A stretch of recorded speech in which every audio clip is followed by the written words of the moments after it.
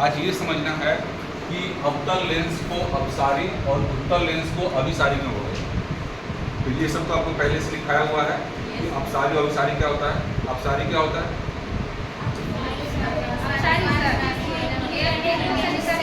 प्रकाश एक बिंदु से निकले और फैल जाए तो हो गया अपसारी, और एक बिंदु पे जब चला है तो हम इसको एक्सपेरिमेंटली देखेंगे। हमने लेंस ला के रखा है, लेजर लाइट भी ला के रखा है, और देखेंगे कि अपसारी की तरह काम कर रहा है कि मतलब हम लाइट देंगे तो लाइट को एक बिंदु पर फोकस करना चाहिए, तो वो देखेंगे। तो पहले हमने लगाया है आपका उत्तल दर्पण लगाया है, और उत्तल दर्पण की पहचान क्या है? बीच में मोटा होगा और साइड में कॉन्वेक्स लेंस। अब इसको हमने सेट कर दिया है। अब देखिए, अब हम लाइट इस पर फोकस कर रहे हैं, ये यहाँ पे फोकस कर रहा है। तो आप क्या कर सकते हैं, पहले आप देखेंगे कि अभी सारी की तरह काम कर रहा है कि नहीं, एक बिंदु पे ला रहा है। तो सबसे पहले हम इसको हटा दिए, ठीक, इसको हटाए और देखिए कि मेरा लाइट कहाँ फोकस कर रहा है, वहाँ पे फोकस कर रहा है। लेकिन जैसे ही हम इस लेंस को सामने लेके आते हैं तो क्या हो रहा है, ये बिंदु जो प्रकाश का था वो यहाँ पे फोकस हो रहा है। मतलब कुछ इस तरह का आपका हो रहा है।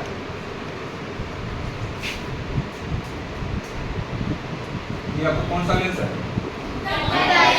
उत्तल लेंस।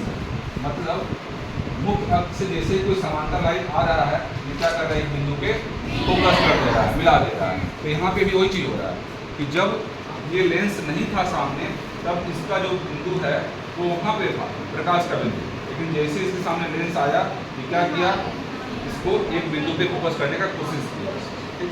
तो अब सेम चीज़ हम लोग देखेंगे किसके लिए, अवतल लेंस के लिए।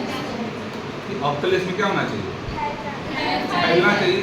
मतलब अगर हमारा बिना लेंस के अगर यहाँ पे आ रहा है तो लेंस आने का थोड़ा सा दूर जाना चाहिए। देखते हैं करके हम। अच्छा, अवतल लेंस का पहचान क्या है? बीच में पतला और साइड में गुड।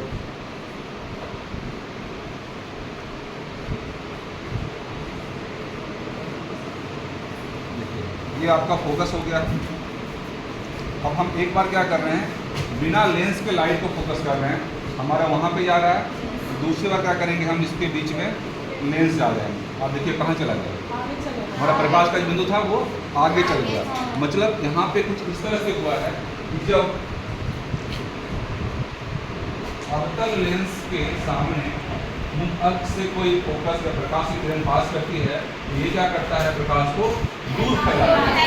ये क्या कर रहा था, ये हम लोग एक्सपेरिमेंटली भी देख चुके कि जैसे ही लेंस आता है तो जो बिंदु यहाँ पे फोकस हो रहा था वो हमारा आगे फोकस हो रहा है, मतलब वो और ऐसे ऊपर जा रहा है, फैलते जा रहा है।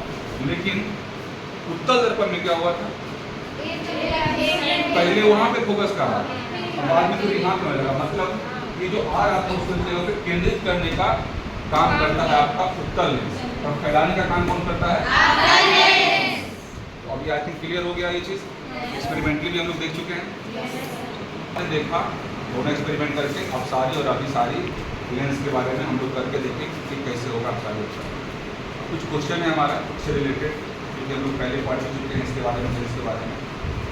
तो इन दोनों में से कौन सा ऐसा लेंस होगा जो कि प्रतिबिंब छोटा और बड़ा दोनों बनाता हो? उत्तर ही आपका। दर्पण जो हम लोग पढ़े थे तो वहाँ पे कितना फोकस मिलता था हम लोग को? लेंस में भी एक ही मिलता है या दो मिलता है? दो मिलता है। इसका नाम F1 और F2। चलिए कुछ और क्वेश्चन भी करते हैं। लेंस जो है आपका, अगर कोई वस्तु फोकस पे रखा हुआ है तो उसका प्रतिबिंब कहाँ पे बनेगा? कोई वस्तु अनंत पे रहता हो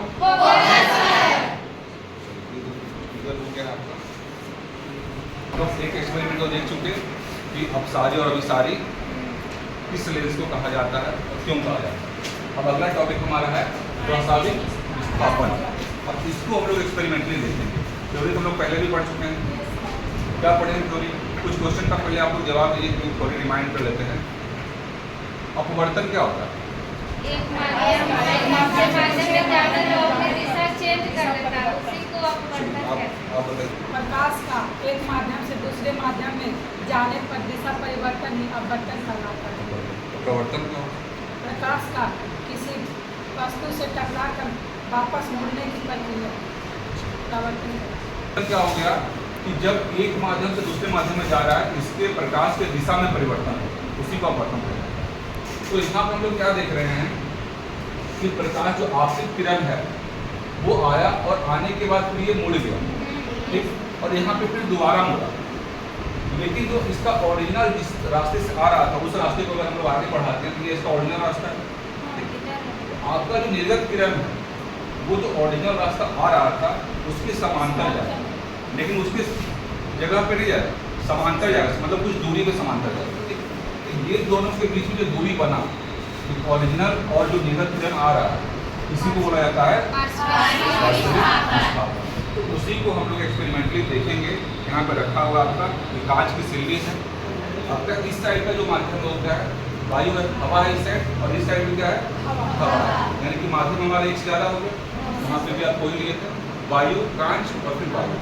तो माध्यम यहाँ पे हम दो रखे हैं। तो अपवर्तन की प्रक्रिया तो होगी, और अपवर्तन की प्रक्रिया होगी तो प्रकाश का दिशा भी परिवर्तन होगा, ये तो श्योर है। तो मतलब अगर वायु से कोई किरण जा रहा है, वायु से अगर कोई किरण जा रहा है तो वो क्या करेगा, अपवर्तन की प्रक्रिया की वजह से मुड़ेगा, और फिर से वापस वायु में आ रहा है फिर से वो मुड़ेगा। तो मुड़ने की वजह से क्या होगा, इसका जो ओरिजिनल पाथ था उससे हल्का सा ये अलग हो जाएगा, हट जाएगा, और इसी दोनों के बीच की दूरी को प्रसारित विस्थापन। तो यहाँ पर देखिए एक्सपेरिमेंटली आइडियली कैसे होना चाहिए कि आप इसको स्केल से पूरा जो टोन है उसको नाप लीजिए, उसको आप। लेकिन अगर हम लोग बिना स्केल से भी अगर देखेंगे तो थोड़ा बहुत आपको पता चल जाएगा कि यहाँ पे प्रसारित विस्थापन हो रहा है। जैसे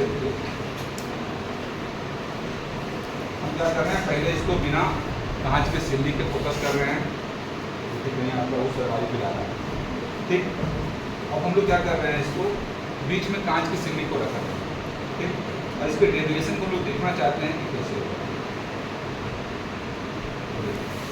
आप थोड़ा सा यहाँ पे आप इसको जब गौर से देखेंगे, जो आगे हमको दिख रहा होगा, पीछे वाले में कुछ लोग आप देख सकते हैं, ये क्या हो रहा है, ऐसे जा रहा है, और जाने के बाद इसका दिशा जो अंदर में है वो हल्का सा चेंज हुआ, और फिर वापस में आने के बाद फिर से इसका दिशा चेंज हुआ।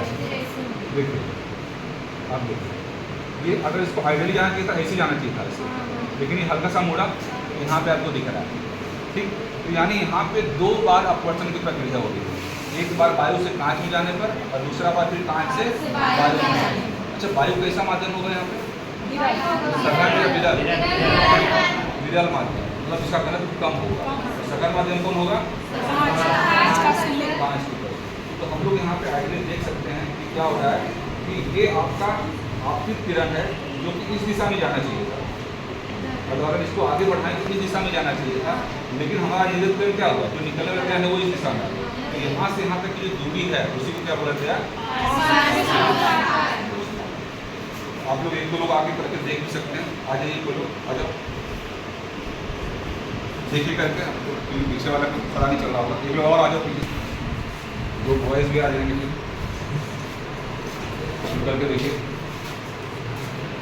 करके देखिए कि प्रसारित विस्थापन हो कहा कि नहीं, क्योंकि पीछे से आपको दिख नहीं रहा होगा। आपको एंगल हल्का सा टेढ़ा रखना है, ठीक, और आपको दो चीज़ देखना है, एक तो आपको दिखना है यहाँ पे भी, और एक इसमें भी दिखना है।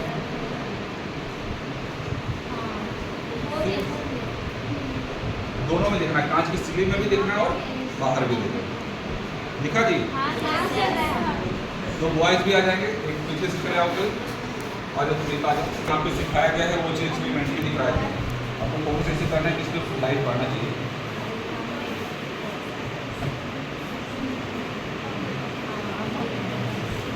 देखिए, तो जो आपकी किरण है और निर्गत किरण है, दोनों को ऑब्जर्व कीजिए अच्छे से, क्या वो चेंज हो रहा है कि नहीं, इसका दिशा मुड़ रहा है कि नहीं मुड़ रहा है, क्योंकि दो यहाँ पे माध्यम है तो अपवर्तन की प्रक्रिया होगी, और जिसकी वजह से प्रकाश की दिशा मुड़ जाएगी, ठीक। एक अपसारी और अभिसारी लेंस क्यों कहा जाता है, उसको अपसारी लेंस एक्सपेरिमेंटली देखें, और दूसरा बात हम लोग वास्तविक विस्थापन लेटरल डिस्प्लेसमेंट देखें कि क्या होता है, और उसको हम लोग एक्सपेरिमेंट करके भी देख सकते हैं, ठीक। चलिए हम आगे बढ़ते हैं।